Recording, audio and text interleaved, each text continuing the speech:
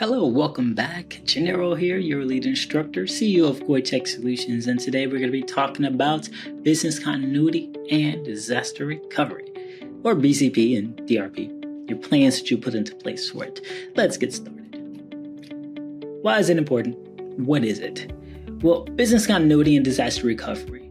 If you really look at it from the core aspect of what cybersecurity is and resilience and compliance, you'll see this a lot.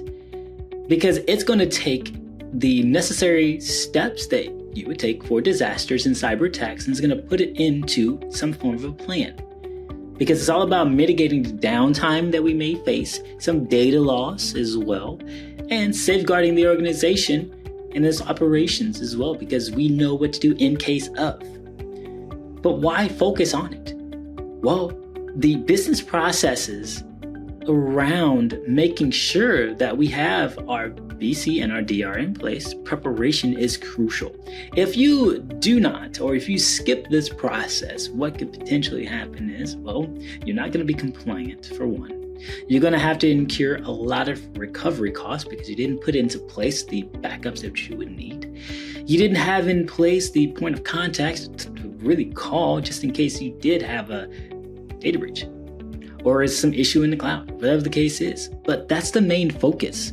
It's all about understanding how to actually do this. So let's dive a little bit more in depth and understand, what is it? What is BCP?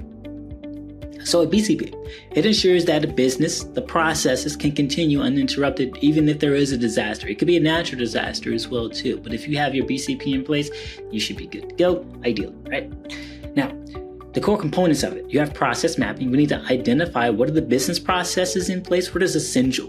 What do we need to ensure that we have a well-documented process on what are the steps for this? The critical functions as well too. Determining what customer support, what are the actual channels, what needs to always stay active at all times. The recovery time objective, RTO. This is the acceptable time that we must say, hey, it's a process. We must resume after this disruption. This is our timeline here. And then workarounds. We want to create manual or even alternative workflows to help assist if there is a natural disaster or something else that happens that causes the business to kind of come to a halt. So what is the focus though? All right, well, so disaster recovery and IT is going to be kind of synonymous, right? Because it's talking about disaster recovery. You want to start with the goal itself, right? Restoring the actual IT system. Having the backups in case something does happen. Having secondary backups in secondary locations as in your hot site, warm site, cold sites, and automating this process. Using tools such as virtual machines, or you can use automated backups as well too. And your recovery point objective, this is different from the RTO. This is the maximum acceptable data loss during this duration of time, as in 5 minutes of transactions, okay? The risk assessment. I love talking about risk assessments because it identifies the potential threats that could disrupt operations, but also you get to understand what is the probability, what's the likelihood of this actually happening. So the steps in this is going to be identifying the risk. We talk about ransomware, that could be the risk. Evaluate what vulnerabilities are existing. Well, we have outdated software. We have untrained staff that don't know how to tell the difference between a phishing and a non-phishing email. We have scores that's going to base it off the likelihood and severity, high, medium, low. Right? And we're going to have a map that's going to basically map out, hey, this is the risk and this is the business function and this is how they're connected. We need to ensure that this business function stays in operation at all times based upon, our need. Now, BIA is a little bit different though, but the impact analysis, this is all about measuring the financial, the operational, the impact of these disruptions, the elements though of a BIA. You have your pathways, your critical pathways, right? Identifying what dependencies that we may actually be using, that we may need to rely on. Okay, revenue loss calculations want to quantify, what and if it does occur, what is that price point going to be, right? What are we going to be losing per hour? And then staff, right? We want to gauge who our key employees are that we can, connect with and say, this is happening. You're the point of contact. Now you have to do your task, right? So testing and maintenance. So no plan in a sense is complete without actual testing. You could do tabletop exercises. You could do live testing. You could do pen testing. And it's talking about, IT in general.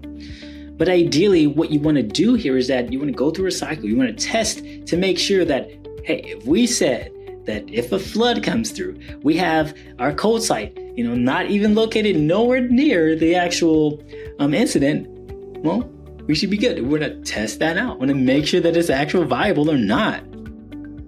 Let's talk about natural disaster preparedness plan. We're kind of going down that lane anyway. So let's talk about a hurricane, right? The scenario here is that a Category 5 hurricane is going to result in the evacuation of your primary facility in a coastal city. This is your primary headquarters. What are the steps would you take? Well, you want a risk forecast. A week prior to this happening, okay, the leadership, they're going to activate what's called the Emergency Decision Making Council. Okay.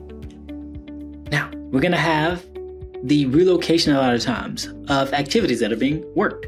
So operations and data workloads are migrated to a secondary hot site, right? Because again, we got to evacuate the primary headquarters here. Employee safety, life over everything, okay? So employees, they want to make sure that they receive the support for evacuation, temporary housing if needed, and then funding through this whole assistance program that we will put into place that's going to be established within that BCP.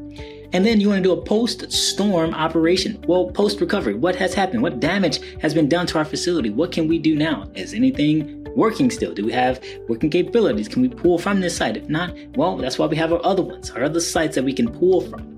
So these are just ways that I would suggest going about understanding BCP and DRP in its, core infancy, okay? You have to have these in place. A lot of times it's going to be compliance as well, too. If you're going through some form of audit, they're going to want to see this. The auditors are going to want to see your BCP. They're going to want to see the actual plan in place that you have. It's been great. Gennaro, CEO of Koitech Solutions. And today we just talked about disaster recovery and business continuity. Brought to you by ACSMI. Looking forward to seeing the next one. Take care.